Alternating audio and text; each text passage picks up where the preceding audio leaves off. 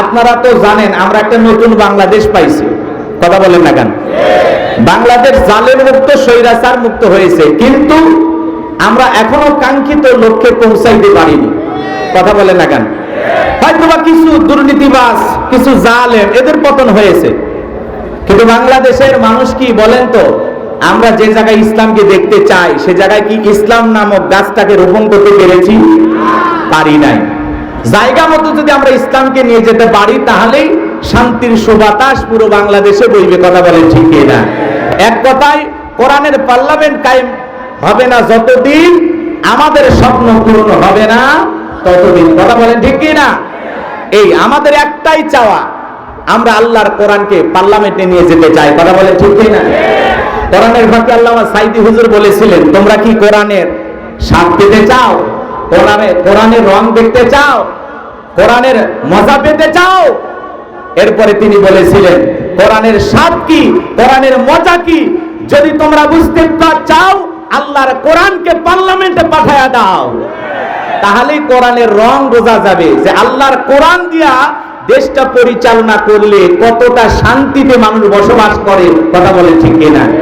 গরুর দড়ি ধরে বসে থাকা লাগবে না, মোটর সাইকেল লক করে বসে থাকা লাগবে না, স্বর্ণের দোকানে সিসি ক্যামেরা লাগানো লাগবে না, রাস্তাঘাটে নিরপরাধ মা বোন হেঁটে যাবে, কেউ বাঁকা চোখে তাকাবে না, কথা বললেন না কেন? এমন সোনালী সুন্দর একটি বাংলাদেশ কি আপনারা কায়েম করতে চান? তাহলে আল্লাহর কোরআন পার্লামেন্টে যা কারা কারা চান, দুই হাত তুলে আরেকবার দেখান, লিল্লাহি তাকবীর। দল মত নির্বিশেষে আমাদের একটাই চাওয়া, আমরা ইসলামের বিজয় চাই, কোরআনের বিজয় চাই, আল্লাহর জমিন আল্লাহর দ্বীনকে প্রতিষ্ঠিত করতে চাই, কথা বলেন ঠিক না? এই লক্ষ্যে আপনারা কাজ করতে রাজি আছেন তো ইনশাআল্লাহ? আল্লাহ কবুল করেন, জোরে বলেন আমিন। সম্মানিত হাজিরিন, এদিক সেদিক কথা বলার কোনো সুযোগ নাই, আমি ডাইরেক্ট আলোচনায় চলে যাব। এলাকার সন্তান হিসেবে আমি আপনাদের সামনে পবিত্র কোরআনুল কারীমের 23 নম্বর সূরা, সূরাটির নাম সূরাল মুমিনুন, মোট আয়াত আছে 118, রুকু আছে 6টি। বিশ্বনবী মক্কার জিন্দেগিতে এই সূরাটি নাজিল হয়েছে, বলুন আল্লাহু আকবার। 18 নম্বর পারার প্রথম সূরা, আর কোরআনুল কারীমের কত নাম্বার সূরা? 23 নম্বর।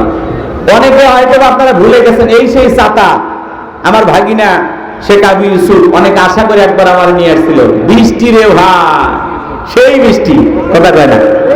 মনে আছে আপনাদের? ওই বৃষ্টির ভিতরে অনেকে দাঁড়িয়ে আমার কথা শুনেছিলেন, আমি সেই কথা ভুলি নাই। এই জন্য আপনাদের দোয়া নিতে আসছি। যেই পরিমাণে বক্তা আজকের মাহফিলে উপস্থিত হয়েছে, এক জায়গায় যদি 5 লাখ টাকা দিয়ে কাউকে ধরায় দেন আর বলেন এই বক্তাগুলোকে এক জায়গায় নিয়ে আসেন, সম্ভব হতো না।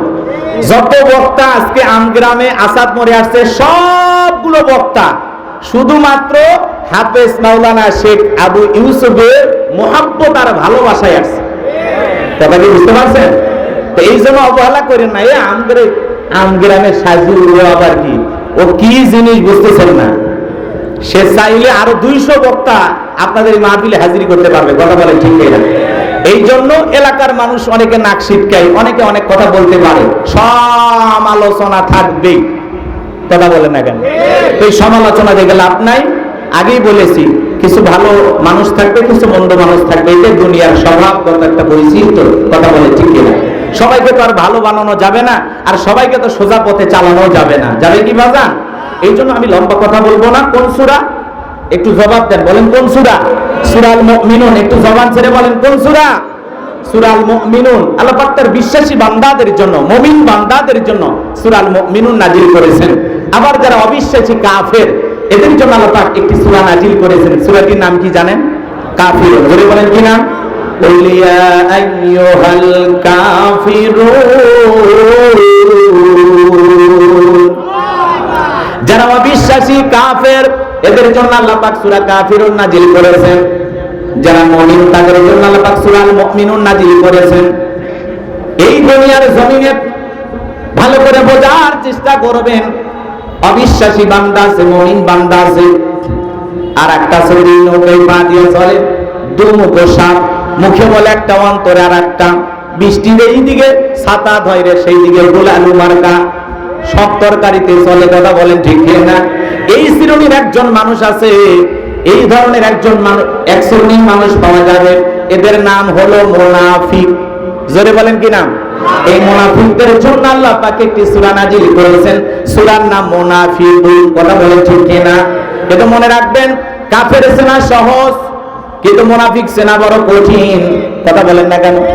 কারণ হিন্দুদের ভিতর থেকে মুনাফিকের জন্ম হয় না, খ্রিস্টানদের ভিতর থেকে মুনাফিকের জন্ম হয় না, বৌদ্ধদের ভিতর থেকে মুনাফিকের জন্ম হয় না, মুনাফিকের জন্ম হয় মুসলমানের ভিতর থেকে। কথা বলেন ঠিক কিনা? এজন্য দাড়ি টুপি থাকার পরে মুনাফিক হতে পারে, হজ করার পরে আলহাজ মুনাফিক হতে পারে। কথা কয় না, একটু কথা বলবেন, না হলে কথার মজা বুঝবেন না। আশেপাশে ঘুরঘুর করে, দেখে বোঝাই যায় না ইসলামের চূড়ান্ত দুশমন, নামধারী মার্কা মুসলমান। মুনাফিক কারা? যারা গাছের গোড়া কেটে মাথায় পানি ঢালে। কথা বলেন না কেন? চুপ করে থাক ধোঁকাবাজ, চোখে তোদের নাহি লাজ। চুপ করে থাক ধোঁকাবাজ, চোখে তোদের নাহি লাজ। গোড়া কেটে মাথায় ঢালো পানি, তোদের চিনি আর কতকাল করবি রে শয়তানি। মুনাফিকদের স্বভাব হলো ইসলাম নামের গাছের গোড়া কেটে মাথায় পানি ঢালে। কথা বলে যে কেরা? ওরা সকালবেলা বলে আমরা ইসলামের পক্ষে আছি, আবার সন্ধ্যাবেলায় বেঈমানদের সাথে মেশে আর বলে ওদেরকে একটু তাল দিছি। এরকম তাল দেওয়া লোক আছে না নাই? এক সময় ওরাই বলতো কোরআনের মাহফিল চলবে, আবার সন্ধ্যাবেলায় পুলিশ পাঠায় বন্ধ করে আর বলে অপরের অনেক চাপ, তোর চাপ গেল কোথায়? কথা কয় না কেন? এখন আর কোরআনের মাহফিল বন্ধ করার কারো সাহস হবে? জোরে বলেন হবে? 2014 সালের আগে কোরআনের মাহফিল বন্ধ করার কেউ ছিল না। ওরা যখন বুঝতে পারলো দিন দিন ইসলাম আলাদের যেভাবে গণজোয়ার, এত গুলি মারা হয়, এত জেলে দেওয়া হয়, এত রিমান্ডে নেওয়া হয়, এরপরে কোরআনের মাহফিলে লক্ষ লক্ষ মানুষ কেন যায়? অতএব কোরআনের মাহফিল করতে অনুমতি লাগবে, হরি কীর্তন হরিবাসর করতে অনুমতি লাগতো না, অন্য ধর্মাবলম্বীদের আনুষ্ঠানিক যত অনুষ্ঠান আছে পরিচালনা করতে অনুমতি লাগতো না। কিন্তু বাংলাদেশে 95% মুসলমান হওয়ার পরেও আল্লাহর কোরআনের তাফসীর মাহফিল করতে গিয়ে অনুমতি নেওয়া লাগছে। কথা বলেন ঠিক কিনা? কোরআন পাঠাইলেন আল্লাহ আর অনুমতি দিলেন আপনারা, এখন আপনাদের পাওয়ার গেল কোথায়? এই জন্য মাতবাড়ি করতে নাই, সকল ক্ষমতার একমাত্র মালিক কে? তাবারাকাল্লাযী বিয়াদিহিল মুলকু ওয়া হুয়া আলা কুল্লি শাইইন কাদির। মহামান্বিত সেই সত্তা যার হাতে সর্বময় কর্তৃত্ব রাজত্ব পাওয়ার ক্ষমতা, তিনি হলেন সব বিষয়ের উপরে শক্তিমান। বলেন আল্লাহু আকবার। আকাশ আর জমিনে আল্লাহর চাইতে বড় ক্ষমতাধর কেউ আছে? এই জালেমেরা নামাজীদের উপরে জুলুম করেছে, জালেমেরা জুলুম করেছে আল্লাহওয়ালাদের উপরে, আলেমদের উপরে হাজার হাজার জুলুম করেছে। এরপরেও কিন্তু যাদের উপরে জুলুম করেছে এরা জমিনে ঠিকই টিকে থাকবে। যে সমস্ত জালেমেরা জুলুম করেছে ওরা এখন পালানোর জন্য গর্ত খুঁজে পাচ্ছে না। কথা বলে ঠিক না? মাঝে মাঝে দুই একজন পাবলিক পায় আর গণধোলাই দিয়ে সাইজ করে সেনাবাহিনীর হাতে তুলে দেয়। এই জন্য জুলুম করতে নাই, সামনের দিকে যায়। আলোচনা আস্তে আস্তে বুঝবেন, খুব বেশি সময় আমি পাবো না, আজকে বক্তা বেশি, বোঝেন নাই? তারপরে এলাকার মানুষ দুই চারটা কথা বলার জন্য আসছে। বিরক্ত হচ্ছেন আপনারা? মন খারাপ করেন? এখনো কি উল্টাপাল্টা মনোভাব আছে নাকি? উল্টাপাল্টা চিন্তা ভাবনা বাদ দেন, দিলটা পরিষ্কার করেন। কথা কি বোঝেন নাই? বাবার শাসন দেখেছেন, স্বামীর শাসন দেখেছেন, চাচার শাসন দেখেছেন, আপার শাসন দেখেছেন, ভাবির শাসন দেখেছেন। আল্লাহর কোরআনটা দিয়া দেশটা কেমন চলে দেখতে মনে চায় না? ও গাইবান্দার মুসলমানেরা, দেখতে মনে চায় না? কার কার মনে চায় দুই হাত তুলে মালিককে দেখায়া দেন।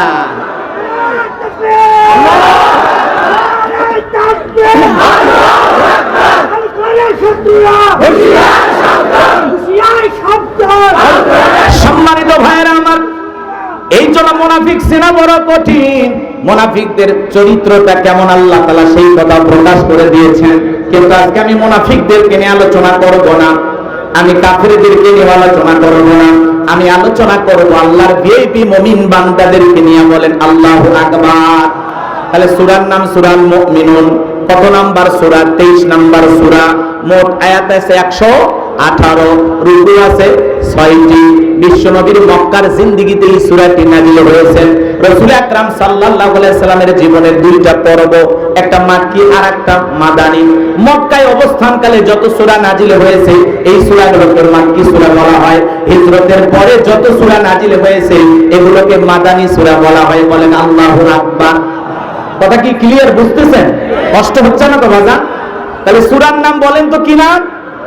ওয়াজ শোনার পরে কালকে যদি আসাদ মরে কেউ জিজ্ঞাসা করে, এ পশ্চিম বানিহালির বাউস্তা সিনির বেটা গোলাম রব্বানি বলে ওয়াজ করছে, কোন সূরা? মনে থাকবে না? কথা কয় না। সূরার নাম কি? সূরাল মুমিনুন। মনে রাখা লাগবে, ভুলে গেলে চলবে না। এই যে ভাই আগেই বলছে যে প্যান্ডেলে কথা রাখতে গেলে হবে না, বাড়ি পর্যন্ত নিয়ে যাওয়া লাগবে। সূরার নাম কি? সূরাল মুমিনুন। মনে থাকবে তো ইনশাআল্লাহ? চলুন জবান ছেড়ে সবাই আমার সাথে তিলাওয়াত করুন। আউযু বিল্লাহি মিনাশ শাইতানির রাজীম। বিসমিল্লাহির রাহমানির রহিম। আল্লাহু আকবার। বিতাড়িত হোক শয়তানের কাছ থেকে আল্লাহ পাকের কাছে আশ্রয় প্রার্থনা চাচ্ছি। পরম করুণাময় দয়ালু আল্লাহ তাআলার নামে শুরু করেছি। আমাদের একজন প্রবীণ আলোচক, উনিও পীর সাহেব। কি নাম বলেন তো? কথা বলেন না কেন? সাহেব মোস্তাক ফয়জি, পীর সাহেব। চমৎকার কথা বলেন। আমি নিজে তার আলোচনার একজন ভক্ত। আল্লাহু আকবার বলেন। তিনি একটি মাহফিলে একজন মুরব্বী ওঠাবসা করতেছেন, মাহফিল থেকে উঠে যাচ্ছেন, তখন ডায়লগ দিয়ে বলেছিলেন, হ্যাঁ মুরব্বী মুরব্বী ওঠা যাবে না। সেই বক্তা ভাইবেন না যে আপনি মাহফিল থেকে উঠে যাবেন আর আমি ওয়াজ করবো। বসেন বসেন। কথা কি বোঝেন? এইটা না অনেকে টল শুরু করছে, যুবকেরা একটু আনন্দ পাইতেছে, মুরব্বী মুরব্বী। এখন তরুণেরা এই স্লোগান দিতেছে, মুরব্বী মুরব্বী। কথা বলেন না কেন? তো এই কথাটা বলার পিছনে ওনাকে আবার চ্যানেল আই থেকে সাংবাদিকেরা প্রশ্ন করেছে যে আপনি মাহফিলে গিয়ে ডায়লগটা দিয়েছেন, যুবকেরা এটা নিয়ে তো তুমুল আলোচনায় করতেছে, টল করতেছে, এই বিষয়ে আপনার মন্তব্য কি? দেখেন, যারা আলেম হয়, আল্লাহওয়ালা হয়, তারা কত বিনয়ী। আল্লাহু আকবার বলেন। তিনি বলতেছেন এ বিষয়ে আমার কোনো মন খারাপ নাই, আমি বরং আনন্দিত যে স্বাধীনতার, দ্বিতীয় স্বাধীনতার পরে যুবকেরা আমার একটি স্লোগান নিয়ে, মুরব্বী মুরব্বী, এই স্লোগান নিয়ে যুবকেরা একটু আনন্দ পাইতেছে, ওদেরকে যে আমি একটু খুশি করতে পেরেছি, এটা আমার জীবনের অনেক বড় পাওয়া। বলেন আল্লাহু আকবার। তো আলেমেরা চাই মানুষেরা খুশি থাকুক, তারা ভালো থাকুক। এই যে মুরব্বী মুরব্বী স্লোগান, বলেন তো এর ভিতরে কি কোনো খারাপ কথা আছে? বাজে কথা আছে? এখন যুবকেরা, তরুণেরা, নারী পুরুষ সবাই এই স্লোগানে মেতেছে। সবাই একে অপরকে দেখা হলে কয়, এ মুরব্বী মুরব্বী। আল্লাহু আকবার বলেন। তা আমরা অনেক মাহফিলে গিয়ে বলি। আবার উনি আর একটা মাহফিলে বলেছিলেন, সোনামণি সোনামণি উঠো না বসো, ছোট্ট বাচ্চাকে বলেছিলেন। এগুলো নিয়ে অনেকে টল করে, বলতে পারে, কিন্তু মনে রাখবেন আলেমদের কথা নিয়ে টল করলেও আমাদের তাতে কোনো সমস্যা নাই। যার কথা নিয়ে টল করতেছেন উনি অনেক বড় একজন পীর সাহেব। আল্লাহু আকবার বলেন।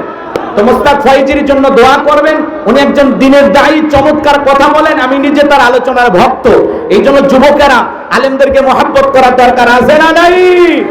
এদেশের তরুণেরা আলেমদেরকে ভালোবাসে, গান বাজনা ভাইরাল হয়, নাটক সিনেমার কথা ভাইরাল হয়। একজন আলেমের একটা কথা মুরব্বী মুরব্বী যদি ভাইরাল হয়, সমস্যা আছে?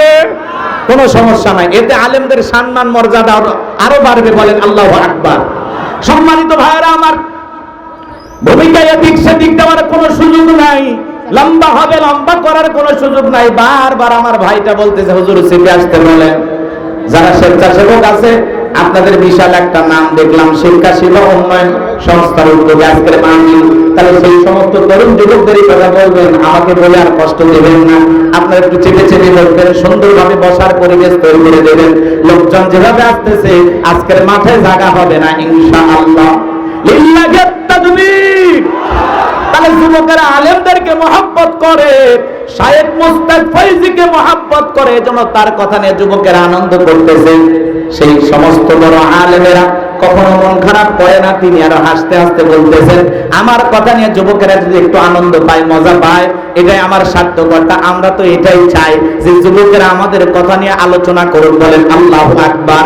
এই জন্য প্রিয় শাইখের জন্য আমরা দোয়া করব, আল্লাহ পাক যেন তার কণ্ঠকে দ্বীনের জন্য কবুল করেন। জোরে বলেন আমিন। আরেকটু জোরে বলেন আমিন। সম্মানিত ভাইয়েরা আমার, আমি আপনাদের সামনে পবিত্র কুরআনুল কারীমের 23 নম্বর সূরা সূরাল মুমিনুন থেকে আলোচনা করব। যে কোনো আয়াত বা সূরার তাফসীর করতে হলে কোন প্রেক্ষাপটে কোন সময় আল্লাহ তাআলা এই সূরাটি নাযিল করেছেন, সেই নাযিলের প্রেক্ষাপট জানার দরকার আছে না নাই? আরবিতে বলা হয় শানে নজুল। যদি শানে নজুল আলোচনা করা হয় তাহলে তাফসীর বুঝতে সহজ হয়। জোরে বলেন আল্লাহু আকবার। তাহলে কোন সময় কোন প্রেক্ষাপটে রাসূল আকরাম সাল্লাল্লাহু আলাইহি সাল্লামের উপরে আল্লাহ পাক সূরাল মুমিনুন নাযিল করেছেন, একটু নাযিলের প্রেক্ষাপট জানার দরকার আছে না নাই? ভালো করে বোঝার চেষ্টা করবেন। বিশ্বনবীর প্রিয় সাহাবী হযরত ওমর ফারুক রাদিয়াল্লাহু তাআলা আনহু বলতেছেন, আমি মৌমাছির গুনগুন আওয়াজ শুনলাম, বনবন আওয়াজ শুনলাম। ডানে তাকায় মৌমাছি নাই, বামে তাকায় মৌমাছি নাই। বিশ্বনবীর চেহারা মোবারকের দিকে তাকায় দেখি নবীজি ফিসফিস করে কি যেন তেলাওয়াত করতেছেন। হযরত ওমর ফারুক থেকে বলেন, আমার বোঝার বাকি রইল না, আসমান থেকে নবীজির উপরে কোরআনুল কারীম নাজিল হচ্ছে, আর বিশ্বনবী কোরআনুল কারীম রিসিভ করতে ব্যস্ত। বলেন আল্লাহু আকবার। তাহলে মৌমাছির বনবন বনবন আওয়াজ হলে কোরআনুল কারীম নাজিল হয়। দপ্তরি চুরির ঘন্টাই বাড়ি মারে টনটন আওয়াজ হলে কোরআনুল কারীম নাজিল হয়। নবীজি যখন ঘোড়ার উপরে থাকতেন, ওই সময় যদি কোরআনুল কারীম নাজিল হইতো, ওহির ভারে ঘোড়ার পাগুলো বালুর ভিতরে ডুবে যেত। বলেন আল্লাহু আকবার। নবীজি যখন উটের উপরে থাকতেন, ওই সময় যদি নবীজির উপরে কোরআনুল কারীম নাজিল হইতো, ওহির ভারে উটের মাথা জমিনের সঙ্গে লেগে যেত। এক সাহাবী রানের উপরে মাথা রেখে নবীজি আরাম ফরমাচ্ছেন, ওই সময় কোরআনুল কারীম নাজিল হলো। সাহাবী ডেকে বলেন, আমার কাছে মনে হয় আমার রানটা ফেটে যাবে, আমার কাছে মনে হয় পাহাড় আমার রানের উপরে চেপে ধরা হয়েছে। তাহলে বলেন তো কোরআনুল কারীমের একটা আলাদা ওয়েট, আলাদা একটা ওজন আছে না নাই? জীবনের প্রথম কোরআনুল কারীম রিসিভ করতে গিয়ে বিশ্বনবীর শরীর মোবারকে জ্বর পর্যন্ত এসেছিল। রাসূল আকরাম সাল্লাল্লাহু আলাইহি সাল্লামের কাছে কয়েকটি পদ্ধতিতে কোরআনুল কারীম নাজিল হইতো। বলতে গেলে লম্বা সময় হবে, এত সময় আমার হাতে নাই। হযরত ওমর ফারুক ডেকে বলেন, নবীজির কোরআনুল কারীম রিসিভ করা শেষ হয়ে গেল। বিশ্বনবী সাহাবায়ে কেরামদের দিকে মুখ ঘোরায় ডেকে বলেন, আমার সাহাবীরা, এই মাত্র আসমান থেকে জিবরাইল এসে আমার উপরে সূরাল মুমিনুনের 10টি আয়াত কারিমা নাযিল করেছেন। দেখলেন নবী গো, এই 10টি আয়াতের ভিতরে আল্লাহ রাব্বুল আলামিন তার মুমিন বান্দাদের 7টা গুণাবলী নিয়ে আলোচনা করেছেন, 7টি বৈশিষ্ট্য নিয়ে আলোচনা করেছেন। কোন মুমিন যদি এই 7টি গুণে গুণান্বিত হতে পারে, 7টা গুণ দিয়ে তার জীবনটাকে সাজাইতে পারে, আমার আল্লাহ রাব্বুল আলামিন বলেন, উলাইকা হুমুল ওয়ারিসুন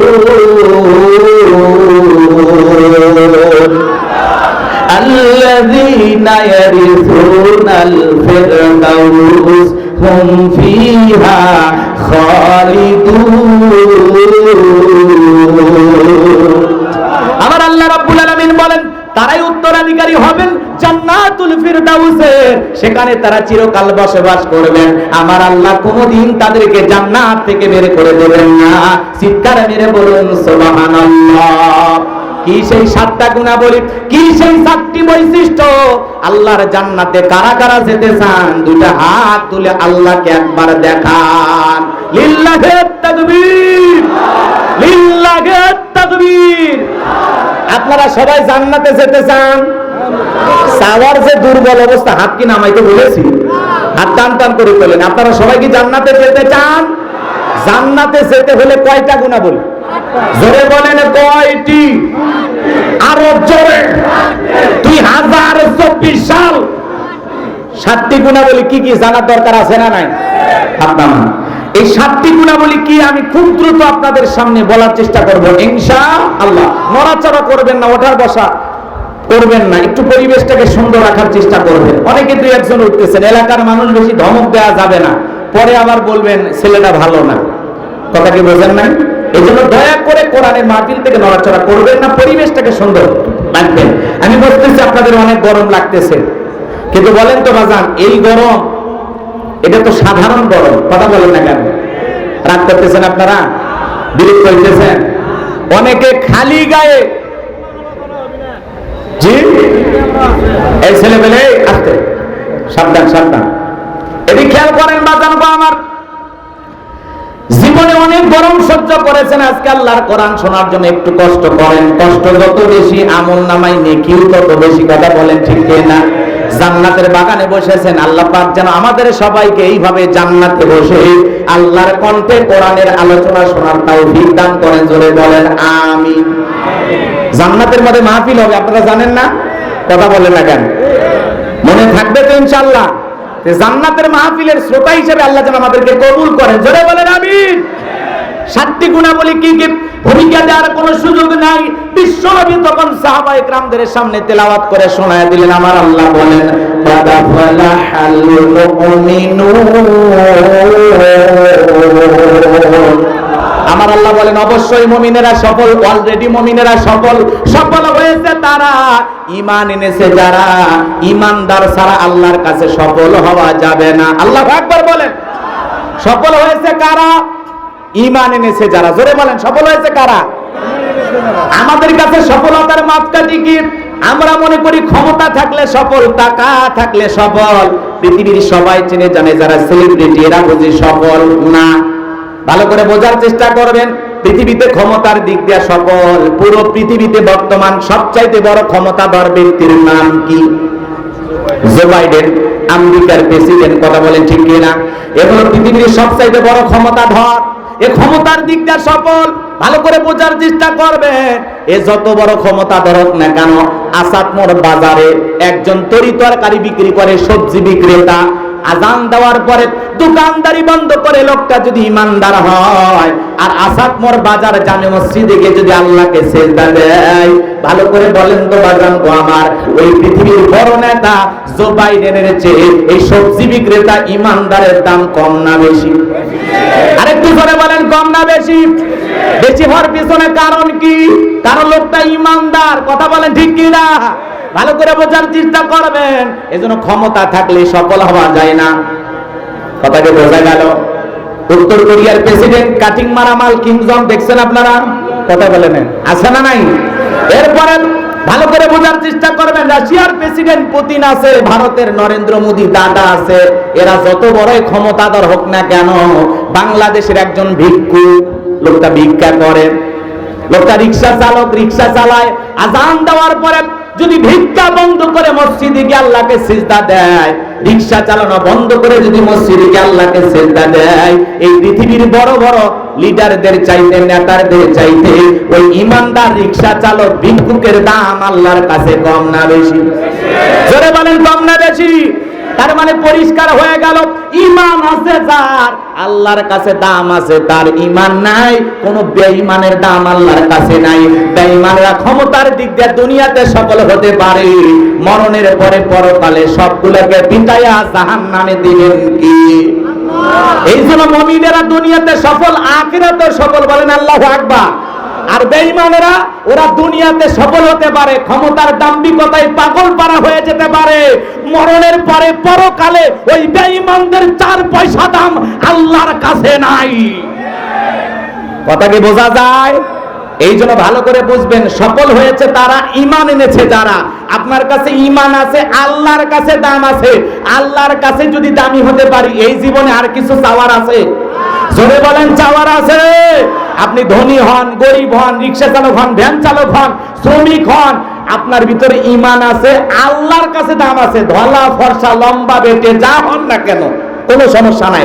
আপনার ভিতরে ঈমান আছে, আল্লাহর কাছে দাম আছে। কথা কয় না ভাই? তাহলে আমার কথা কি পরিষ্কার ভাবে বুঝেছেন? এই জন্য ক্ষমতা থাকলে সফল হওয়া যায় না। টাকা, বিল গেটসের টাকার অভাব ছিল না, তারপরেও 17 বছর না 35 বছরে সংসার ভেঙে গেল, টিকলো না। কথা বলে ঠিক না? এই জন্য টাকাতে সুখ পাওয়া যাবে না। পৃথিবীর শ্রেষ্ঠ শ্রেষ্ঠ ধনী এরা টাকার দিক দিয়ে সফল হতে পারে, আল্লাহর কাছে এদের কোনো দাম। এছাড়াও সেলিব্রিটি যারা আছে, ক্রিকেটার, নায়ক, ফুটবলার আছে না নাই? এছাড়া বলেন আছে না নাই? আছে। অনেক বড় বড় নায়ক গায়কের নাম আপনারা জানেন, এদিক সেদিক হয়ে যাবে, আমি অত কথা বলতে চাই না। সংক্ষিপ্ত কথা এতটুকু বলতে চাই, ক্ষমতার দিক দিয়ে ওরা সফল হতে পারে, টাকার দিক দিয়ে সফল হতে পারে, যশ খ্যাতি থাকতে পারে, সেলিব্রিটি থাকতে পারে, হিরো আলমের মতো সবাই চিনতে পারে, কথাকে বোঝেন নাই? কিন্তু এদিক খেয়াল করেন, আল্লাহর কাছে কেবলমাত্র সফল হয়েছে তারা, ঈমান এনেছে যারা। আল্লাহু আকবার বলেন। তাহলে আমি বলবো সফল হয়েছে কারা, আপনারা বলবেন ঈমান এনেছে যারা। বলতে পারবেন না? বলেন সফল হয়েছে কারা? সফল হয়েছে কারা? আল্লাহর কাছে দামি বান্দা কারা? ঈমানদার বান্দা যারা। আল্লাহর কাছে দামি বান্দা কারা? তাহলে আমরা সবাই ঈমানদার নাকি সন্দেহ আছে?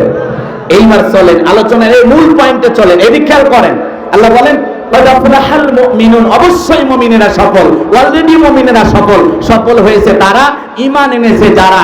ঈমান আনার পরে মুমিন জীবনের গুরুত্বপূর্ণ দায়িত্ব আছে না নাই?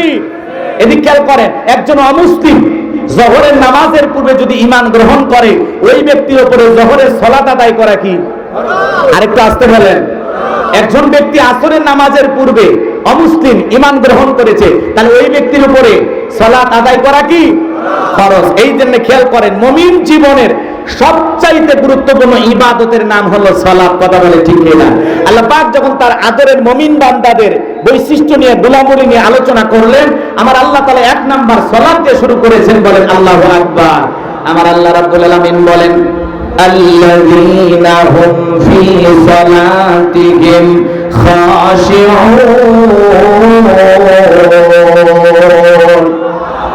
আমার আল্লাহ রাব্বুল আলামিন বলেন, মুমিন বান্দারা এক নাম্বার গুণাবলী, যারা নিজেদের সালাত বিনয়ের সহিত, নম্রতার সহিত আল্লাহ তাআলার ভয় নিয়ে আদায় করে। গভীর মনোযোগ দিয়ে কথাগুলো বোঝার চেষ্টা করবেন। আল্লাযীনা হুম ফী সালাতিহিম খাশিউন, যারা নিজেদের সালাত বিনয়ের সহিত, নম্রতার সহিত, খুশুখুশু ভাব নিয়ে আদায় করে। তাফসীর ইবনে কাসির থেকে বলছি, তাফসীর কারকেরা এর ব্যাখ্যায় লিখেছেন, ভালো করে বোঝার চেষ্টা করবেন। নামাজের ভিতরে এমন মনোযোগ আনা লাগবে, মনের ভিতরে কোনো সুচিন্তা, কুচিন্তা, দুশ্চিন্তা রাখা যাবে না। মনের ভিতরে দুনিয়াবি কোনো টেনশন, চিন্তা ভাবনা রাখা যাবে না। আপনি আমি যখন সালাত আদায় করার জন্য মসজিদের ভিতরে প্রবেশ করব, অন্তরের মধ্যে একমাত্র ভয় থাকতে হবে কার? ইয়া আইয়ুহাল্লাযীনা আমানুত্তাকুল্লাহ, হে ঈমানদারগণ আমি আল্লাহকে ভয় করো, হাক্কা তুকাতিহি, ভয় করার মতো ভয় করো। আপনি আমি সালাতে দাঁড়িয়ে যাব, এমন ভাবে আল্লাহ তাআলাকে ভয় করব। ভালো করে বোঝার চেষ্টা করবেন, দুনিয়াবি কোনো চিন্তা ভাবনা মনের মধ্যে রাখা যাবে না। ব্যবসা বাণিজ্যের কথা, বিবির কথা, সংসারের কথা, দুনিয়াবি কোনো রাজনৈতিক দলের কথা, সব চিন্তা ভাবনা মসজিদের বাইরে রেখে একমাত্র আল্লাহর ভয় নিয়ে মসজিদে প্রবেশ করে বিনয়ের সহিত, নম্রতার সহিত আল্লাহর ভয় নিয়ে নামাজের মধ্যে দাঁড়ানোর দরকার আছে না নাই? কিভাবে আল্লাহকে ভয় করবেন, কিভাবে আল্লাহর ভয়ে সালাত আদায় করবেন, একটু জানার দরকার আছে না নাই? বিশ্বনবী কিভাবে সালাত আদায় করেছেন? আম্মা জান আয়েশা রাদিয়াল্লাহু তাআলা আনহা বলেন, নবীজি নামাজের ভিতরে এত লম্বা সময় ধরে দাঁড়িয়ে থাকতেন। আম্মা জান আয়েশা বলেন, আমি তাকায়া দেখতাম রাসূলের পাগুলো ফুলে উঠেছে। এত লম্বা সময় নবীজি নামাজের মধ্যে দাঁড়িয়ে থাকতেন। আম্মা জান আয়েশা আরো ডেকে বলেন, নবীজি এত লম্বা সময় রুকু করতেন, এত লম্বা সময় সিজদা করতেন, মাঝে মাঝে মনে হয় নবীজি আর কোনোদিন সিজদা থেকে মাথা উঠাবেন না। আম্মা জান আয়েশা বলেন, একদিন রাতের বেলায় দেখি নবীজি সিজদা দিয়ে এত কান্না করেছেন, কাঁদতে কাঁদতে নামাজের জায়গাটা ভিজে গেছে। নবীজি সিজদা থেকে মাথা উঠাইলেন। আম্মা জান আয়েশা ডেকে বলেন, নবী গো এত কান্না কেন করেছেন, কি হয়েছে আপনার? ডেকে বলে, আয়েশা আমি তো আমার জন্য কাঁদি না, আমি কাঁদি আমার গুনাহগার উম্মতের জন্য। আমি আল্লাহ তাআলার কাছে কেঁদে বলি, আল্লাহ আমার গুনাহগার উম্মতের গুনাহগুলো মাফ করে দাও, আমার গুনাহগার উম্মতকে তুমি মাফ করে দাও। আমি আল্লাহ তাআলার কাছে আমার উম্মতের জন্য দোয়া করি, আমার আল্লাহ পাক যেন আমার উম্মতকে জাহান্নামের আগুনে না পোড়ায়। নবীজি ভালো করে বোঝার চিন্তা করবেন, যেই নবী আপনার আমার জন্য সিজদায় কাঁদতে কাঁদতে আল্লাহর কাছে আপনার আমার গুনাহ মাফের আশায় দোয়া করেন, তাহলে আমরা যে গুনাহগার, আমরা যে মূল ভিকটিম, মূল আসামি, মূল অপরাধী, আমাদের সিজদায় গিয়ে নিজেদের অপরাধের জন্য, গুনাহের জন্য আল্লাহর কাছে কান্না করার দরকার আছে না নাই? যেই নবীর জীবনে কোনো গুনাহ নাই, সেই নবী দিনের মধ্যে 70 থেকে 100 বার ইস্তেগফার করতেন, তওবা করতেন, আল্লাহু আকবার বলেন। আর আপনার আমার জীবন গুনাহ দিয়া ভরপুর, এত গুনাহ করেছি তাকাইলেই দেখি গুনার গুনাহ। কথা বলেন ঠিক কি না? তাহলে আমরা যে এত গুনাহ করেছি বলেন তো বাজান, সিজদার মাধ্যমে আমাদের গুনাহ মাফ চাওয়ার দরকার আছে না নাই? জোরে বলেন দরকার আছে না নাই? সিজদা দিয়ে চোখের পানি ছেড়ে আল্লাহর কাছে কান্না করার দরকার আছে না নাই? ভালো করে বোঝার চেষ্টা করবেন। গভীর রাতে যারা সালাত আদায় করে, শুধুমাত্র 5 ওয়াক্ত সালাত আদায় করলে হবে না। 5 ওয়াক্ত সালাত এইটা তো ডিউটি, এটা তো রবের বাধ্যতামূলক ওয়ার্ডার, পালন করতেই হবে। কথা বলেন না কেন? 5 ওয়াক্ত সালাত আদায় করা নফল না ফরজ? আমগ্রামে কি নফল না ফরজ? 5 ওয়াক্ত সালাত এটা তো আদায় করাই লাগবে। পাশাপাশি গভীর রাতের 1টা 2টা 3টার দিকে উঠা তাহাজ্জুদের সালাতে যাই নামাজে দাঁড়ায় যেতে হবে। নামাজের মতো আদায় করা লাগবে বাজান গো আমার। দুনিয়ার ব্যবসা বাণিজ্যের কারণে, দুনিয়ার কাজকর্মের কারণে সঠিকভাবে আমরা দিনের বেলায় সময় দিতে পারি না, পরিপূর্ণভাবে সালাত আদায় করতে পারি না। এই জন্য রাতের 1টা 2টা 3টার দিকে উঠা, বিবি ভালোবাসা ত্যাগ কইরাম, সন্তানদের মহব্বত ত্যাগ কইরাম, গভীর রাতে ওইটা ঠান্ডা পানি দিয়া ওযুটা বানায়া নিরালা নিবৃত্তিতে যাই নামাজে দাঁড়ায় গেলেন। আপনি শুধু একা সালাত আদায় করতেছেন, আপনি ইবাদত করতেছেন, আর আসমান থেকে আপনাকে দেখতেছেন তিনি কে? আল্লাহ। আরে ঠিক বলে বলেন তো কে? এই গভীর রাতে যারা নিরালাই সালাত আদায় করে, নিরালা নিবৃত্তিতে আল্লাহকে ডাকেন, বাজান গো আমার, এই নামাজ হলো প্রকৃত নামাজ। এই নামাজের মাধ্যমে যারা যত বেশি সময় দিতে পারবে, যত বেশি ইবাদতে মনোযোগী হতে পারবে, এই মানুষগুলো জীবনে কোনোদিন বিফল হবে না। তাহাজ্জুদের সালাতে যারা আল্লাহর সাথে সম্পর্কটা গভীর করতে পেরেছে, তাহাজ্জুদ আদায় করে যারা নিরালা নিশিত আল্লাহর সাথে প্রেম করতে পেরেছে, সিজদার মাধ্যমে, রুকুর মাধ্যমে, ইবাদতের মাধ্যমে যারা আল্লাহর সাথে প্রেম করতে পেরেছে, এদের জীবনে কোনো ব্যর্থতা নাই, এদের জীবনে সফলতা বলেন আল্লাহু আকবার। আল্লাহর এই গোলামেরা চাইতে দেরি, আল্লাহ দিতে দেরি করবে না, বলেন আল্লাহু আকবার। এই জন্য 5 ওয়াক্ত সালাত এটা তো আদায় করাই লাগবে, পাশাপাশি রাত্রি জাগরণ করে ইবাদত করতে হবে তা। তবে এদিকে খেয়াল করেন, যুবকেরা রাত্রি জাগরণ করে তবে ইবাদত কইরা না, ইউটিউব ইন্টারনেট ঘাটাঘাটি করে, ইমো মেসেঞ্জারে বান্ধবীর সাথে কথা বলে না কেন? সারা রাত ইমো মেসেঞ্জারে চ্যাটিং করে বান্ধবীর সাথে, হ্যালো জান খাইছো, কি করো? আমার তো ঘুম আসে না। কেন? তুমি কাছে নাই, কথা কয় না। তারপরে বান্ধবীকে জিজ্ঞাসা করে কয়বার খাইছো, নিজের মা খাইছে কিনা, আব্বা খাইছে কিনা ওই যুবক খবর নেয় না, কিন্তু বান্ধবী যদি না খায় বলে তুমি তো শুকিয়ে যাবে। কি করো? কথা কন নাকি আপনারা? জিজ্ঞাসা করে বারবার, তুমি খাইছো? তুমি না খাইলে আমি খাবো না। বাথরুমের সিপাই যা কথা কয়, ছাদের উপরে যা কথা কয়, ধান খেতে এসে মশার কামড় খায়, মশা মারে আর গল্প করে, কথা বলে না। বান্ধবী এই পার থেকে বলে কারে থাপাইলা? সেই কথা বললো না, তোমার সাথে কথা বলতেছি আর মশা আমারে কামড় মারতেছে, এই জন্য মাঝে মাঝে একটু মশারে সাইজ করতেছি। ওই পার থেকে মেয়েটা আবেগ আর ভালোবাসা নিয়ে বলে, ইস যদি তোমার পাশে থাকতাম, মশারে কি রক্ত খাইতে দিতাম, আমি তোমারে আদর করে কয়েল জ্বালায় দিতাম। কথা ঠিক কিনা? ও তো মশার চাইতে বেশি রক্ত খাবে বাড়িতে আসলে, কথা ঠিক কিনা? এই সময় যুবকেরা সারা রাত্রি ইমো মেসেঞ্জারে বান্ধবীর সাথে চ্যাটিং করে, কথা বলে, বান্ধবী খাইছে কিনা খোঁজ খবর নাই, কোন কালারে 3 পিস পরে ঘুমাইছে প্রতিদিন খোঁজ খবর নাই। এরকম যুবক আছে না নাই?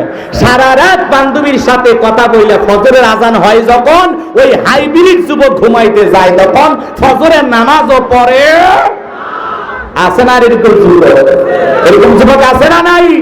কেমন করে ঘুমাও তুমি, ওরে গোবিন্দাগঞ্জের যুবক, কেমন করে ঘুমাও তুমি ফজর করে কাজা? এমন তো হতে পারে ও তোমার জোহরে জানাজা, এমন তো হতে পারে ও তোমার জোহরে জানাজা। কথা বলে ঠিক কিনা? তাহলে যুবক পাগল হইও না, পাগল হইও না, সততা নিয়ে চলো। বউ কয়টা লাগবে? বইয়ের অভাব আছে? এ কথা বলেন, বইয়ের অভাব আছে? পাগল ছেলে কোথাকার, নিজের মোবাইলে টাকা নষ্ট করিয়া প্রেম করতেছ, একটু অপেক্ষা করো। 7টি গুণাবলী, এর মধ্যে 4 নাম্বার খালি যুবক আর যুবতীর ওয়াজ, একটু অপেক্ষা করেন, পরে সাইজ করতেছি। কষ্ট হচ্ছে আপনাদের? একটা তাকবীর দেন, লিল্লাহি তাকবীর। তাহলে রাত্রি জাগরণ করে ইবাদত করবো, তার চিন্তা দিয়ে চোখের পানি ছেড়ে দিয়ে আল্লাহ তাআলার কাছে কেঁদে কেঁদে দোয়া করবো, রব্বানা সিফান্না আযাবা জাহান্নাম ইন্না আযাবাহা কানা গরামা। হে আমাদের রব, আমাদেরকে ওই কঠিন ভয়ঙ্কর জাহান্নামের আগুন থেকে আমাদের মুক্তি দাও। ওই জাহান্নামের আযাব শাস্তি আমরা সহ্য করতে পারবো না। ওই জাহান্নামের আগুন থেকে আল্লাহ তাআলার কাছে দোয়া প্রার্থনা করতে হবে। বাজান গো, ওই জাহান্নাম বড় কঠিন জায়গা, ওই জাহান্নাম সুখের জায়গা না, ওইটা বলে যন্ত্রণার কারখানা। আল্লাহ রাব্বুল আলামিন বলেন, ইন্না জাহান্নামা কানাত মিরসাদা লিত্তাগীনা মাআবা লাবিসিনা ফিহা আহকাবা লা ইয়াযুকুনা ফিহা বারদাও ওয়ালা শারাবা ইল্লা হামিমাও ওয়া গাসসাকা। জোরে বলেন আল্লাহু আকবার। আল্লাহ রাব্বুল আলামিন বলেন, ইন্না জাহান্নামা কানাত মিরসাদা, নিশ্চয়ই জাহান্নাম ওত পেতে রয়েছে। সূরা নাম্বার 21 নম্বর আয়াত থেকে 25 নম্বর আয়াত পর্যন্ত আল্লাহ তাআলা বলতেছেন, আল্লাহু আকবার বলেন, ইন্না জাহান্নামা কানাত মিরসাদা, নিশ্চয়ই জাহান্নাম ওত পেতে রয়েছে। এটা হলো অপরাধীদের থাকার আবাসস্থল, এখানে তারা যুগের পর যুগ বসবাস করবে। একজন মানুষ কত লক্ষ বছর, কত কোটি বছর জাহান্নামের আগুনে জ্বলবে, এর সঠিক ইলম আর জ্ঞান আছে কার কাছে? আরেকটু জোরে বলেন, কার কাছে? ওই জাহান্নামের আগুনে মানুষগুলো জ্বলবে, পুড়বে, হাজার হাজার বছর ধরে জাহান্নামের আগুনে জ্বলতে জ্বলতে পুড়তে পুড়তে জাহান্নামের দারোগা ফেরেশতা নাম হলো মালিক, তাকে চিৎকার মেরে ডেকে ডেকে বলবে, ও মালিক ফেরেশতা, আমাদের যন্ত্রণা কমায় দাও, আমরা সহ্য করতে পারি না। কাঁদতে কাঁদতে হাজার হাজার বছর কেটে যাবে। হাজার বছর কেটে যাওয়ার পরে মালিক ফেরেশতা জবাব দিয়ে বলবে, কোনো কথা হবে না, চুপচাপ আযাব সহ্য করো। এতটুকু কথা বলে তিনি আর কোনো কথা বলবেন না। হাজার হাজার বছরের আর চিৎকার মারতে থাকবে, আর বলবে, ফেরেশতাকে বলে লাভ হবে না, আমরা আমাদের মালিক আল্লাহকে ডাক দেব। জাহান্নামীরা তখন জাহান্নামের আগুন থেকে জ্বলতে পুড়তে পুড়তে আল্লাহকে ডেকে বলবে, আল্লাহ আমাদেরকে মাফ করে দাও, আমাদেরকে ক্ষমা করে দাও, আমাদের আযাব ক্ষমায় দাও, আমরা জাহান্নামের যন্ত্রণা সহ্য করতে পারতেছি না। আল্লাহ গো, এই আগুন আমাদের জন্য বড় যন্ত্রণাদায়ক। হাজার বছর কেটে যাওয়ার পরে আসমানের মালিক আল্লাহ জবাব দিয়ে বলবে, হে বান্দা, কোনো কথা হবে না, চুপচাপ আযাব সহ্য করো। এই কথা যদি আল্লাহ বলে, বাঁচার আর কোনো জায়গা আছে? কথা বলে না কেন? কষ্ট হচ্ছে আপনাদের? ভালো করে বোঝার চেষ্টা করবেন, দিলটা নরম করে কথাগুলো বোঝার চেষ্টা করেন। ওই জাহান্নামের আগুন বড় কঠিন। হযরত আবু হুরায়রা রাদিয়াল্লাহু তাআলা আনহু বলেন, জাহান্নামের আগুনকে আল্লাহ পাক 1000 বছর জ্বালায়া জাহান্নামের আগুনের কালার হয়েছিল সাদা, আবার 1000 বছর জ্বালায়া জাহান্নামের আগুনের কালার হয়েছিল লাল বর্ণ, আবার 1000 বছর জ্বালায়া জাহান্নামের আগুন হয়েছে কৃষ্ণ বর্ণ, অন্ধকার রাত্রির মতো কালো। হাজার হাজার বছর আল্লাহ তাআলা জাহান্নামের আগুনকে জ্বালিয়েছেন। ওই জাহান্নামের আগুন দুনিয়ার আগুনের চাইতে 70 গুণ পাওয়ার স্পিড বেশি। এ বাজার, দুনিয়ার সামান্য সূর্যের তাপে অস্থির হয়ে যায়, দুনিয়ার সামান্য আগুনের তাপ সহ্য করতে পারি না। এই দুনিয়ার আগুনে 5টা মিনিট কি হাতটা রাখতে পারবেন? রাখার ক্ষমতা আপনার আমার নাই। ওই জাহান্নামের আগুনে তারা জ্বলবে আর পুড়বে, আহাজারি করবে, চিৎকার মারবে। ওই জাহান্নামের আগুনে জ্বলতে জ্বলতে ওরা যখন ক্ষুধার্ত হয়ে যাবে, আল্লাহর কাছে বলবে, আল্লাহ খাবার দাও, খাবার দাও। আল্লাহ তখন ফেরেশতাদেরকে অর্ডার দেবে, আমার জাহান্নামী বান্দাদেরকে খাদ্য পরিবেশন করো। জাহান্নামের তলদেশে এক ধরনের ফলের চাষ করা হবে, যেই ফলের নাম হলো জাক্কুম, কাঁটাযুক্ত ফল। এই ফলটা যখন ফেরেশতারা জাহান্নামী বান্দাদের হাতে হাতে পরিবেশন করবে, ওই ফলটা পাওয়া মাত্রই জাহান্নামীরা খাবার মনে করে যখন গলার ভিতরে দেবে, ওই ফলটা গলার মাঝামাঝি আটকে যাবে, ভিতরেও যাবে না, বাইরে বাজবে না। যত গলা নাড়াচাড়া করবে কাঁটাগুলো ফুটবে আর ফুটবে। জাহান্নামীরা ছটফট করবে, চিৎকার মারবে, কান্নাকাটি করবে, আর দিকে বলবে আল্লাহ ক্ষুধার্ত হয়ে খাবার চাইলাম, এ কেমন ফল খাওয়াইতে দিলাম, গলার ভিতরেও যায় না, বাইরেও আসে না। যত গলা নাড়াচাড়া করি তত কাঁটাগুলো ফুটবে আর ফুটবে। আল্লাহ জাহান্নামী বান্দাকে এই ফল খাইতে দিয়েছে ক্ষুধা মিটানোর জন্য না, জাহান্নামী বান্দার শাস্তি আরো বেশি বাড়ানোর জন্য। জোরে বলেন নাউজুবিল্লাহ। দরিয়া নামের এমন একটা খাবার দেওয়া হবে যেই খাবারটা না ক্ষুধা মিটাবে না পুষ্টি যোগাবে।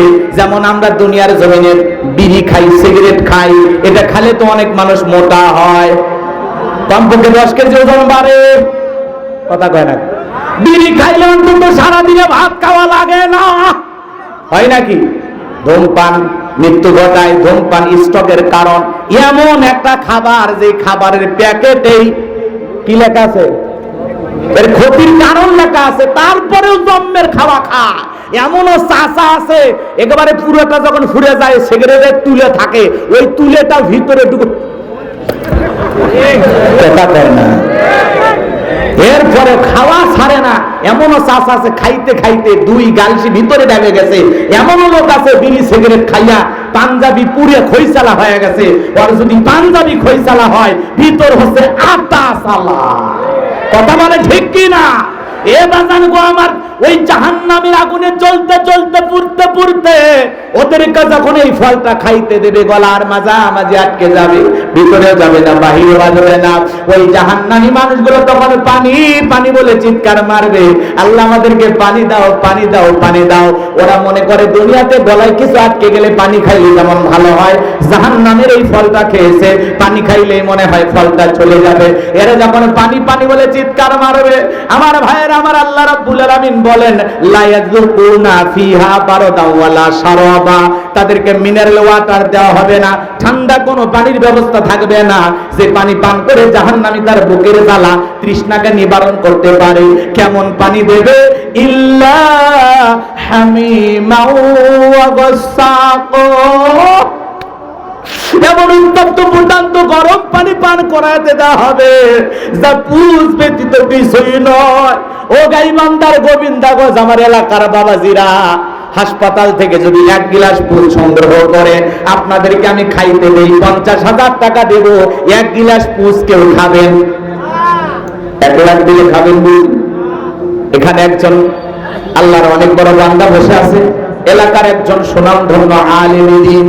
বলেন তো বাজান, সূরা নাবার এই 25 নাম্বার আয়াতে আল্লাহ তাআলা কি বলতেছেন? ইল্লা হামিমাও ওয়া গাসসাকা, এমন উত্তপ্ত ফুটন্ত গরম পানি তাদেরকে পান করানো হবে যা পুষ ব্যতীত কিছুই নয়। ওই পুষওয়ালা দুর্গন্ধওয়ালা পানিটা যখন পান করবে, জাহান্নামী যখন ওই পানি পান করার জন্য চেহারার সামনে নেবে, ওই পানির ফুটন্ত গরমে চেহারাটা ঝলসে যাবে।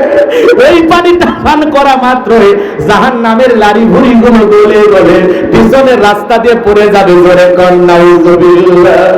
শুধু কি তাই রে বাজার, ওই জাহান্নামের পানি যারা পান করবে এই তেগের গোস্তগুলো খসে খসে পড়বে। এই যদি হয় জাহান্নামের শাস্তি, সেই জাহান্নামের ভয়ঙ্কর কঠিন আগুন থেকে বাঁচার জন্য সিজদা দিয়ে কাটতে হবে কার কাছে? জীবনে কি এমন 2 রাকাত নামাজ আছে যেই 2 রাকাতে কমপক্ষে আপনি 2 ঘন্টা সময় দিয়েছেন? পাওয়া যাবে? এক সিজদায় কি কখনো 1 ঘন্টা কাটাইছিলেন? নামাজ আমাদের এমন নামাজ, সাহাবীরা কিভাবে নামাজ পড়তেন একটু শুনে যান। বিশ্বনবীর সাহাবীরা মরুভূমিতে সালাত আদায় করার জন্য দাঁড়িয়ে গেছেন। মরুভূমির পাখিগুলো খেজুর গাছ মনে করে সাহাবীদের কাঁধের উপরে, মাথার উপরে বসে থাকতো। বিশ্বনবীর সাহাবীরা সালাতে এত মনোযোগ, কাদের মধ্যে পাখি বসে আছে, তারপরেও তারা টের পাইতো না। বলেন আল্লাহু আকবার। কাফেররা বলতে গুলো মানুষ নাকি, পাখি বেড়ে আছে, তারপরে কিছু বলে না। বোঝেন নাই? ঘন্টার পর ঘন্টা নামাজ আদায় করতেন, আর ঘন্টার পর ঘন্টা পাখি কাঁধে বসে থাকতো, মাথায় বসে থাকতো, একবারও নড়াচড়া করতেন না, তারায়াও দিতেন না। আল্লাহু আকবার বলেন। আর আপনি আমি পাখি তো দূরের কথা, একটা মশা পড়লে এই হাতে এই জায়গায় নিয়ে যায়, এমন একটা মার দিয়ে কয় খাবো, কথা কয় না, আগে মশা মারে তারপরে নামাজ পড়ে, আছে না নাই? এ বাজান গো আমার, লম্বা হবে, লম্বা করব না। হযরতে তালহা রাদিয়াল্লাহু তাআলা সালাত আদায় করতেছিলেন, ছেলেটা চোখের সামনে খেলা করতেছিল, জঙ্গল থেকে সাপ এসে সন্তানটাকে বেঁচিয়ে ধরেছেন। হযরতে তালহা রাদিয়াল্লাহু তাআলা নামাজ শেষ করলেন, বাড়িতে তাকায় দেখেন অনেক মানুষজন দেখা যায়। স্ত্রীকে ডেকে বলে, প্রিয়তমা স্ত্রী, বাড়ির এত মানুষজন, ব্যাপারটা বুঝতে পারলাম না। ডেকে বলে, স্বামী আপনি যখন নামাজে দাঁড়িয়ে গেছেন, আপনার চোখের সামনে সন্তানটা খেলাধুলা করতেছিল, জঙ্গল থেকে একটা সাপ এসে সন্তানকে পেঁচিয়ে ধরেছিল, আমি মানুষজনকে ডেকে সন্তানটাকে বিপদ মুক্ত করলাম। এত ঘটনা আপনার চোখের সামনে ঘটে গেল, আপনি কি কিছুই বলতে পারেন না? হযরতে তালহা ডেকে বলা, বিবি রে, নামাজের মধ্যে এদিক খেয়াল করেন, নামাজের মধ্যে যদি মন এদিক সেদিক চলে যায়, তাহলে নামাজ তো আর নামাজ থাকে না। আল্লাহু আকবার। চোখের সামনে সন্তানকে সাপ ধরে, টের পায় না, কি নামাজে মনোযোগ, কত গভীর মনোযোগ। কথাকে বোঝেন না? ভালো করে বোঝার চেষ্টা করবেন। আর আপনি আমি নামাজ পড়ি আসাদপুর, মন চলে যায় গোবিন্দাগঞ্জে, নামাজ পড়ি গাইবান্ধা, মন চলে যায় ভারতের বর্ডারে। কথা বলে ঠিক না? নামাজের মধ্যে মন দাঁড়ায়, খালি নামাজের মধ্যে মন খালি ছটপট করে, দুনিয়াবি নানান চিন্তা ভাবনা নামাজের মধ্যে মনে হয়। মাঝে মাঝে নামাজ পড়তে দুনিয়াবি এত কথা মনে হয়, নামাজ 2 রাকাত চলতেছে না 3 রাকাত চলতেছে, মনে থাকে না। আছে না নাই? কষ্ট হচ্ছে আপনাদের বুঝি? এই বাজার মন খারাপ করতেছেন। নামাজের মতো আদায় করা লাগবে। সাহাবায়ে ইকরাম কিভাবে নামাজ আদায় করতেন, এক নামাজের ওয়াজ যদি করি 2-3 দিন আলোচনা করলে শেষ হবে না। এত লম্বা সময় আমার হাতে নাই, সংক্ষিপ্ত করে কথাগুলো বলে দিয়ে যাচ্ছি। একটু দয়া করে দিল দিয়ে কথাগুলো বোঝার চেষ্টা করবেন বাজান। এই যে জাহান্নাম নিয়ে কথাগুলো বললাম, বলেন তো বাজান, জাহান্নামের শাস্তি কি ঘটেছে না ঘটবে? কথা কয় না। আল্লাহ তাআলা সতর্ক করে দিয়েছেন, সাবধান করে দিয়েছেন। আমি আপনাদের এলাকার সন্তান, আপনাদেরকে জাহান্নামের আযাব নিয়ে কথাগুলো শোনাইলাম সতর্ক করার জন্য, সাবধান করার জন্য, যে এখনো নিজেকে পরিবর্তন করে ওই জাহান্নামের রাস্তা থেকে ফিরাইয়া নিয়ে জান্নাতের রাস্তায় চলেন। কথা বলে ঠিক না? এই কথাগুলো আল্লাহ তাআলা অগ্রিম মেসেজ কেন জানায়া দিয়েছেন, অগ্রিম বার্তা কেন দিয়েছেন? যাতে বান্দা সতর্ক হয়, সাবধান হয়, বান্দা যেন সিরাতাল মুস্তাকিমের রাস্তায় চলে, আমার দেখানো পথে চলে। কথা বলে ঠিক না? আল্লাহর পথ দিয়ে, আল্লাহর পথ বাদ দিয়ে আমরা মানুষের তৈরি করা পথে চলি, এই জন্য তো জীবন ভুল দিয়ে ভরপুর। কথা বলে ঠিক না? কষ্ট হচ্ছে আপনাদের? নামাজের মতো আদায় করা লাগবে। এক সাহাবী, এদিক খেয়াল করেন, জিহাদের ময়দানে রাসূল আকরাম সাল্লাল্লাহু আলাইহি সাল্লাম 2 জন সাহাবীকে পাহারাদার নিযুক্ত করলেন। এরপরে সবাই ঘুমের মধ্যে চলে গেলেন। 2 জন সাহাবী দাঁড়িয়ে পাহারা দিতেছেন। একজন সাহাবী ডেকে বলতেছেন, ভাই 2 জন রাজ্যে গেলাপটা কি? আপনি পাহারা দেন আর আমি বিশ্রাম করি, আবার আপনি বিশ্রাম করবেন, আমি পাহারা দেব। তারা ডিউটিটা ভাগ করে নিলেন। এক সাহাবী আরামে চলে গেলেন, আর এক সাহাবী চিন্তায় পড়ে গেলেন। খামাকা দাঁড়িয়ে অপচয় সময় নষ্ট করে লাভটা কি? সময়টা একটু নামাজের মধ্যে কাটায় দেই, কারণ সাহাবীদের ধ্যানে জ্ঞানে শুধু আল্লাহকে খুশি করা। আরো জোরে বলেন আল্লাহু আকবার। বিশ্বনবীর সাহাবী নামাজে দাঁড়িয়ে গেলেন, কাফির বেঈমান এই সুযোগে চিন্তা করলো এটা মানুষ না গাছ। দূর থেকে একটা তীর নিক্ষেপ করলেন, সাহাবীর বাম হাতের ভিতরে ঢুকে গেল। আর একটা তীর নিক্ষেপ করলেন, আর একটা তীর এসে ডান হাতের ভিতরে ঢুকে গেল। বিশ্বনবীর সাহাবী নামাজ শেষ করলেন, সেই বন্ধুকে ডাক দিয়ে বলেন, ভাই তাড়াতাড়ি আপনি ঘুম থেকে ওঠেন কেন, কি হয়েছে? বলে, কাফির আমাকে তীর নিক্ষেপ করেছে। বলে, কেমনে হলো? বলে, ভাই আপনি যখন বিশ্রামে চলে গেলে আমি চিন্তা করলাম অপচয় সময় নষ্ট করে কি লাভ, সময়টা একটু নামাজের ভিতরে কাটায় দিই। এই কথা ভেবে আমি নামাজের মধ্যে দাঁড়িয়ে গেছি, আর এই সুযোগে ওরা আমাকে তীর নিক্ষেপ করেছে।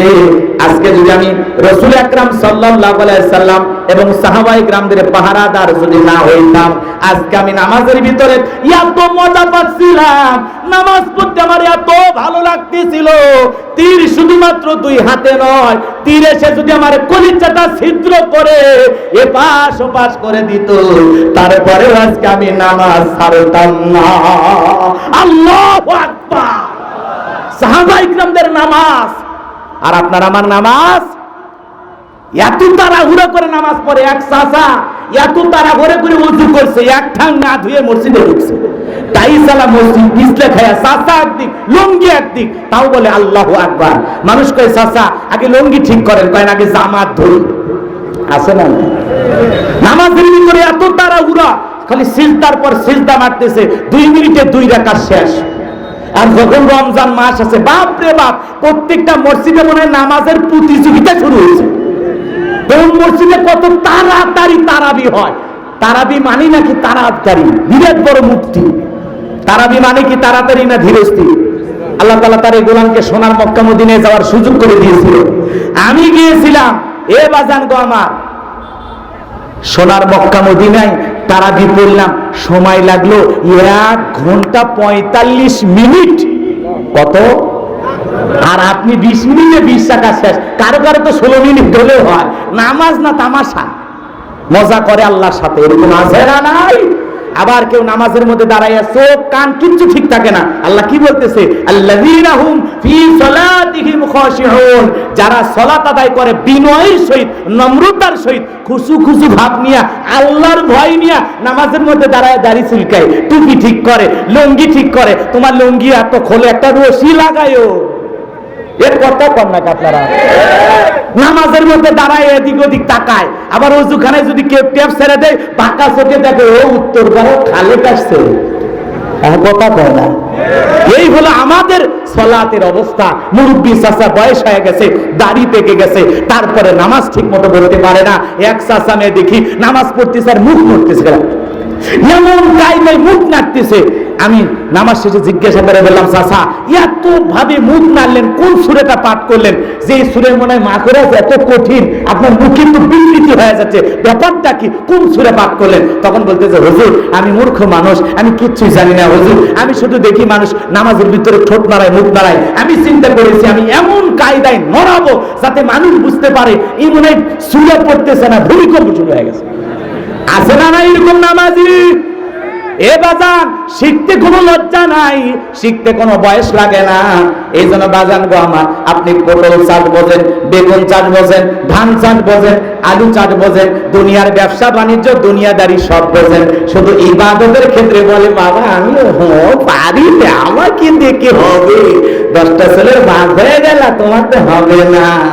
এ কথা কয় না? খালি ইবাদতের ব্যাপারে, নেক কাজের ব্যাপারে যত উদাসীন মনোভাব, কথা বলে ঠিক কিনা? এজন্য আল্লাহ বলেন আল্লাযীনা হুম ফী সালাতিহিম খাশিউন, কথা বলে দুর্ভাগা, হতভাগা সে সমস্ত নামাজি যারা নামাজের ব্যাপারে উদাসীন, মনোযোগ থাকে না। এরকম নামাজি আছে না নাই? তাহলে মনোযোগ সহকারে আল্লাহর ভয় নিয়া, আল্লাহকে রাজি খুশি করার জন্য 5 ওয়াক্ত সালাত কারা কারা আদায় করবেন? 2 হাত তুলে মালিককে দেখান। আদায় করবেন তো ইনশাআল্লাহ?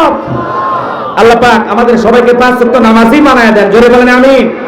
আল্লাহর ভয় নিয়ে আদায় করব, একেবারে আল্লাহর ভয় নিয়ে লম্বা সময় রুকু করব, লম্বা সময় সিজদায় থাকব, লম্বা সময় ধরে তিলাওয়াত করব, নামাজে তাড়াহুড়ো করব না। মুমিন বান্দার 2 নাম্বার গুণাবলী, ওয়াল্লাযীনা হুম আনিল লাগবি মুরিদুন। আমি আগেই বললাম, যদি আমি একটা বিষয় নিয়ে আলোচনা করি 2-3 ঘন্টাতে চলে যাবে, কিন্তু এত সময় তো নাই, তারা হলো করে কথাগুলো বলতেছি, কষ্ট হচ্ছে আপনাদের? তাহলে 2 নাম্বার হলো ওয়াল্লাযীনা হুম আনিল লাগবি মুরিদুন। 2 নাম্বার গুণাবলী, অনর্থক কথাবার্তা বলা যাবে না, আজেবাজে কথা বলা যাবে না, অপ্রয়োজনীয় কথা বলা যাবে। আমাদের অনর্থক কথা আছে না নাই? এক জায়গায় বসে চা স্টলে বসলে দুনিয়ার সব গল্প, অমুক খারাপ তমুক খারাপ, এর সমালোচনা ওর সমালোচনা, মনে হয় গীবত কমিটির সভাপতি সেক্রেটারি বসে গেছে, কথা বলে ঠিক কিনা? এই যে সমালোচনা, এগুলো করা যাবে না। আপনি অনর্থক কথা কেন বলেন? আপনি কি ভুলে গেছেন আপনার জবানের প্রত্যেকটা কথা রেকর্ড করা হচ্ছে? মা ইয়ালফিযু মিন কাওলিন ইল্লা লাদাইহি রাকীবুন আতীদ। বান্দা এমন কোন কথা বলে না যে কথা রেকর্ড করার জন্য আমার ফেরেশতারা নাই। আপনার জীবনের প্রত্যেকটা কথা রেকর্ড করা হচ্ছে, বলেন আল্লাহু আকবার। এই জন্য মুমিন বান্দা জবান দিয়ে যা খুশি তাই বলবে না। মুমিন বান্দা কথা বলবে ততটুকু প্রয়োজন, যতটুকু, অতিরিক্ত কথা বলার কোনো সুযোগ। কষ্ট হচ্ছে আপনাদের? কথাকে আমার বুঝতেছেন? মসজিদের ভিতরে যা দুনিয়াবি নানান গল্প, এখানে সেখানে যা আজে বাজে গল্প করি, এলাকার সব লোকের তত্ত্ব ওনার কাছে মনে হয় সিআইডি, আছে না বাবা? অমুকের বউ খারাপ, অমুকের বেটা খারাপ, অমুক হুজুর খারাপ, তুমুক খারাপ, এ খারাপ সে খারাপ। আরে ভাই, সব মানুষ দুনিয়া তো খারাপ বানাইলেন, আপনি কত নাম্বার আল্লাহর ওলি? কত বলা? এই জন্য মানুষের সমালোচনা না করে কি করা লাগবে? নিজের আত্মসমালোচনা করা লাগবে। নিজের জিন্দেগির ত্রুটিগুলো তালাশ করে আপনার কি কি সমস্যা, আপনি মানুষ হিসেবে কেমন, সেই জিনিসটা নিয়ে ভাবেন। নিজের যত আত্মসমালোচনা করবেন, নিজের জীবনের ভুল ত্রুটি যত তালাশ করবেন, তত আপনি পবিত্র হবেন, ভালো হবেন, আল্লাহর প্রিয় গোলাম হবেন। কথা বলে ঠিক না? এই জন্য দোকানপাটে চা স্টলে বৈশা মানুষের সমালোচনা করা বন্ধ করবো তো ইনশাআল্লাহ। তাহলে মুমিন বান্দা জবান দিয়ে সে কথা বলবে যে কথা বললে সব হয়, মনে থাকবে তো ইনশাআল্লাহ। মুমিন বান্দার 2 নাম্বার গুণাবলী, অনার্থক কাজ করা যাবে না। মুমিনের টাকা হলে মুমিন সিনেমা হল বানাবে না, যাত্রা গানের আয়োজন করবে না, গানের কনসার্ট দেবে না, মদের বার দেবে না, সিনেমা হল বানাবে না। মুমিনের টাকা হলে মুমিন মসজিদ বানাবে, মাদ্রাসা বানাবে, ঈদগাহ মাঠ বানাবে, কবরস্থান বানাবে। মুমিনের টাকা দিয়া জনগণের কল্যাণে সেই টাকা খরচ করবে। কথা বলেন ঠিক কিনা? আমাদের সমাজে দেখেন না, টাকা হলে মসজিদে দেয় না, মাজারে যায় দেয়। এর কথা বলেন না কেন? দেওয়ানবাগির ভক্ত আছে না? হ্যাঁ, সেই দেওয়ানবাগির মাজার ভাঙ্গে তছনছ করে দিয়েছে। কথা বলে ঠিক কিনা? কি ভণ্ড পীর, কি ঘুরি ছিল, আল্লাহর ওলি বিদায় নিয়ে গেছে। হেরো ভক্ত আছে না নাই? এই জন্য মানুষ মসজিদে টাকা দিতে চায় না, যায়া দেওয়ানবাগির মাজারে দেয়, বিভিন্ন মাজারে গিয়ে টাকা পয়সা দেয়। ভাই, মাজারে তো আল্লাহওয়ালা যদি হয়ে থাকে, উনি তো বিশাল আনন্দে আছে। কথা বলে না কেন? উনি তো পরম সুখে আছে। সত্যিকারী আল্লাহওয়ালাদের কোনো টেনশন নাই। কথা বলে ঠিক না? তা আপনি মাজারে টাকা দিয়ে কি করতেছেন? কি লাভ বলেন?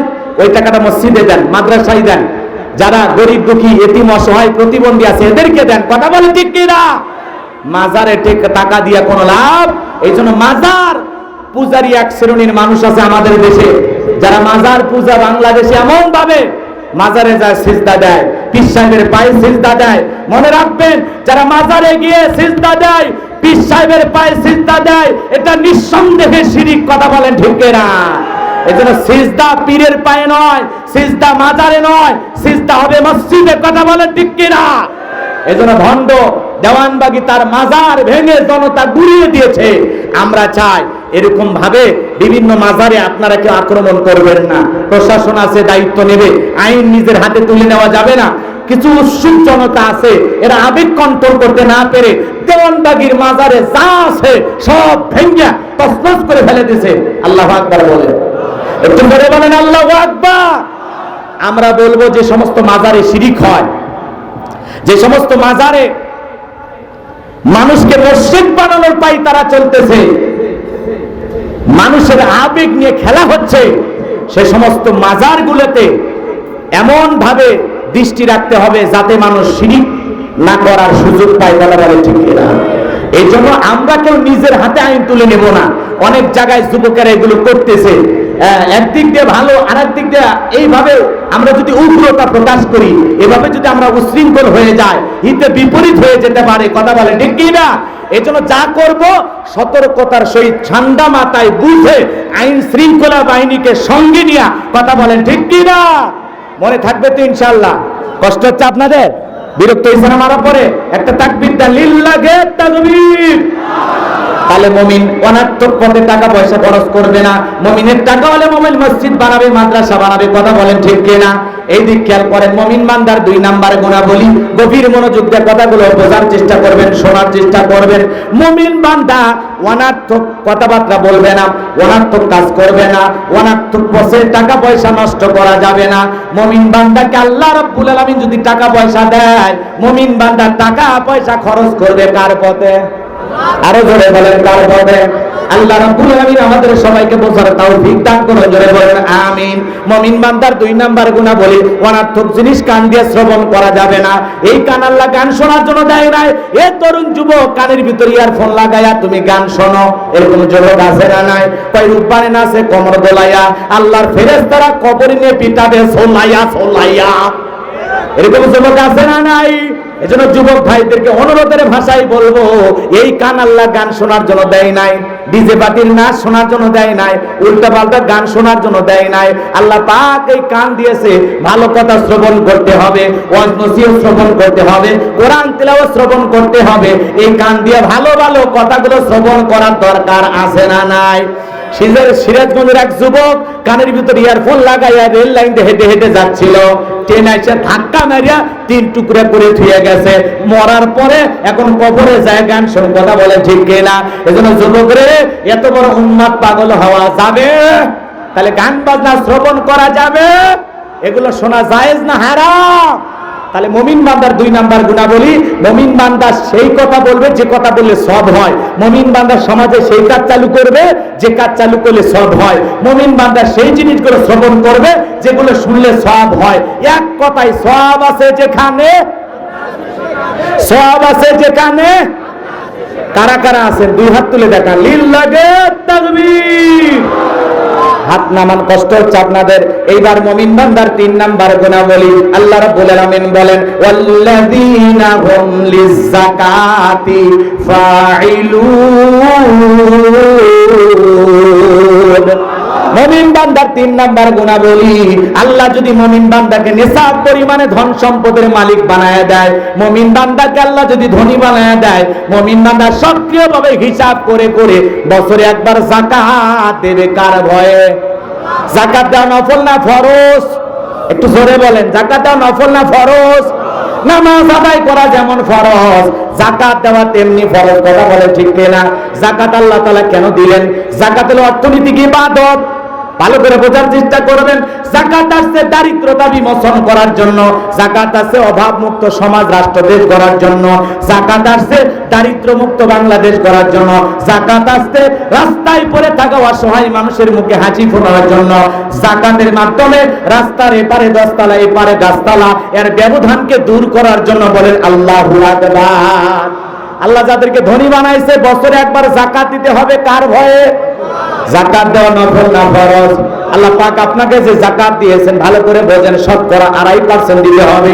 কয় লাখ টাকার, কয় হাজার টাকা যাকাত আসে, কয় কোটি টাকার, কয় লাখ টাকা যাকাত আসে, একটু হিসাব নিকাশ করে যাকাত দেওয়ার দরকার আছে না নাই? ভালো করে বোঝার চেষ্টা করবেন। আল্লাহর নবী মুসা আলাইহিস সালামের জামানায় একজন জালেমের আবির্ভাব হয়েছিল, এর নাম ছিল কারুন। এই কারুনকে আল্লাহ এত সম্পদ দিয়েছিল, এ বাজান গো আমার 70টা উট লাগতো চাবি বহন করতে। চাবি যদি এত হয় তালা কত, আর তালা যদি এত হয় সিন্ধুকের মাল কত। সেই কারুনের কাছে আল্লাহ নবী মুসা আলাইহিস সালাম গিয়েছিলেন, এ কারুন তোরে যাকাত দিতে হবে। কারুন ডেকে বলে আমি যাকাত দিতে পারবো না। আল্লাহ নবী মুসা আলাইহিস সালাম রাগান্বিত হয়ে ডেকে বলে, যাকাত না দিলে যাকাত আদায় করা হবে। আল্লাহু আকবার বলেন। যাকাত সহজে ধনীরা দিতে চায় না। এমনও ধনী আছে 1 কোটি টাকা যাকাত আসবে, 5-10 লাখ টাকা যাকাত দিয়া নিজের 90 লাখ টাকা যাকাত নিজে মেরে খায়। আছে না নাই? 2 লাখ টাকা যাকাত আছে, 10-20 হাজার টাকা দিয়ে বাকিটা মেরে খায়। আছে না নাই? যাকাত ধনীরা দিতে চাইবে না, যাকাত আদায় করা লাগবে। আর যাকাত যদি আদায় করতে চান তাহলে বাংলাদেশের অনেক মন্ত্রণালয় আছে, একটা যাকাত মন্ত্রণালয় চালু করতে হবে। আর এই যাকাত মন্ত্রণালয় দায়িত্ব দেওয়া লাগবে এদেশের বিজ্ঞ ইসলামী স্কলার, দ্বীনের দায়ী আলেমদের কাঁধে। আল্লাহু আকবার বলেন। আমি বলবো, কষ্ট হচ্ছে আপনাদের? ভালো করে বোঝেন। আল্লাহ নবী মুসা আলাইহিস সালাম ডেকে বলে, যাকাত না দিলে যাকাত কি করা হবে? আদায় করা হবে। নবী মুসা আলাইহিস সালামের রাগ কম না বেশি? যে নবী এদিক খেয়াল করেন, যে নবী রেগে গেলে মাথার টুপি ভেদ করে চুল খাড়া হয়। আল্লাহু আকবার বলেন। যে নবী রেগে গিয়ে আজরাইলকে পর্যন্ত চড় মারছে। আল্লাহু আকবার বলেন। সেই নবীর মেজাজ এত কঠিন মেজাজ, এত রাগান্বিত পয়গাম্বার। মুসা আলাইহিস সালামের চোখের দিকে তাকাইয়া কারুন বলে, যাকাত দেব। কত দিতে হবে? আল্লাহর পয়গাম্বার বলে, শতকরা 2.5%। বলেন আমাকে একটু সময় দেন, আমি হিসাব নিকাশ করে বলবো। এ বাজান গো আমার, এইবার কারণ হিসাব নিকাশ করতে বসে গেল। এত সম্পদ, এত টাকার মালিক, কয়েক হাজার কর্মচারী দিয়ে যদি যাকাতের টাকা দেওয়া হয় এরপরেও টাকা শেষ হবে না। এমনি তো কৃপণ, পায়ে স্যান্ডেল দেয় না ক্ষয় যাবে বলে, গায়ে জামা পরে না ছিঁড়ে যাবে বলে, সেই কৃপণ কি এত টাকা যাকাত দিতে পারে না? সেইবার কি করলো, এলাকায় একটা 2 নাম্বার মহিলা ছিল পতিতা, এর নাম ছিল সবদা। এই সবদা নামের পতিতার কাছে যা বলে, সবদারে 2 বস্তা টাকা তোলে দেবো, 1 বস্তা টাকা আমি অ্যাডভান্স হিসেবে এখন দিলাম, আর 1 বস্তা টাকা করে সাক্ষী দেওয়ার পরে দেব। বিনিময়ে আল্লাহ নবী মুসা আলাইহিস সালাম যখন আগামী কালকে আলোচনা করবে, ওই ভরা মজলিসে দাঁড়ায়া একবার শুধু বলবি, মুসা নবী দিনের বেলা ওয়াজ করে আর রাতের বেলা আমি সবদার সাথে রাত কাটাই, বাস এতটুকু কথা বললেই যথেষ্ট, বাকি যা করার আমি করব। যেহেতু 2 নাম্বার মহিলা রাজি হয়ে গেল, এ বাজান গো আমার, পরের দিন সকালবেলা আল্লাহ নবী মুসা আলাইহিস সালাম আলোচনা করতেছেন, ওই ভরা মজলিসে হাজার হাজার জনতা আলোচনা শুনতেছেন। মুসা আলাইহিস সালামের আলোচনা শুনে সরদার পাশান হৃদয় গইলা চোখ দিয়ে পানি ঝরতেছে, বলেন আল্লাহু আকবার। কারণ খালি ইশারাতে বলে সরদার দাঁড়াও, সরদার বলে আরেকটু শুনি। এইবার 2 জন লোক পাঠায়া দিল, তাড়াতাড়ি করে দাঁড়াও। নেতা দাঁড়াইতে বলেছে, সরদার বলে আরেকটু শুনি, বলে না, শুনতে দেওয়া যাবে না। 2 জন লোক এইবার 2 হাত ধরে সবটাকে জোর করে দাঁড় করে দিলেন। যখন কারণ লাভ মেরে ডেকে বলে, হে মুসা ওয়াজ বন্ধ কর, তাকায়া দেখ 2 নাম্বার মহিলা দাঁড়াইছে। মহিলাটা 2 নাম্বার না 1 নাম্বার? আল্লাহ নবী মুসা কি জানে? এবার এই খেয়াল করুন, কষ্ট হচ্ছে আপনাদের? কষ্ট হচ্ছে আপনাদের? এবার মহিলা কি সাক্ষী দেয় আপনারা কি শুনবেন? কারা কারা শুনবেন? 2 হাত তুলে আল্লাহকে একবার দেখান, লিল্লাহে তাকবীর। হাত নামান। কষ্ট হচ্ছে আপনাদের? আল্লাহর দ্বীন কায়েমের জন্য, আল্লাহর জমিনে আল্লাহর দ্বীনকে প্রতিষ্ঠিত করার জন্য, ও গাইবান্দার মুজাহিদ তাওহীদের জনতা, আল্লাহর জমিনে আল্লাহর দ্বীনকে প্রতিষ্ঠিত করার জন্য যদি কখনো ডাক আসে, জান মাল দিয়ে হলেও কারা কারা আল্লাহর জমিনে আল্লাহর দ্বীনকে প্রতিষ্ঠিত করতে রাজি? 2 হাত তুলে মালিককে দেখান, লিল্লাহে তাকবীর, লিল্লাহে তাকবীর। হাত টান টান করে তোলেন, 2 হাত টান করেন। আমি কি হাত নামাতে বলেছি? আচ্ছা, মাঝে মাঝে হাত বেঁকা করে তুলেছেন, 2 হাত সোজা করার শক্তি নেই। আপনি পুরুষ মানুষ, 2-3 ভিটামিন ক্যালসিয়াম মাঝে মাঝে কিনে খাবেন, একেবারে দুর্বল হলে চলতে পারবেন। হাত সোজা করেন, সোজা করেন। আমার আল্লাহ রাব্বুল আলামিন বলেন, ইন্নাল্লাহা আশতারা মিনাল মুমিনিনা আনফুসাহুম ওয়া আমওয়ালাহুম বিআন্না লাহুমুল জান্নাহ। সূরা তাওবার 111 নম্বর আয়াতে আল্লাহ পাক জানিয়ে দিলেন, নিশ্চয়ই মুমিন বান্দার জান মাল আমি আল্লাহ ক্রয় করে নিয়েছি, বিনিময়ে দেব জান্নাত। বলুন সুবহানাল্লাহ।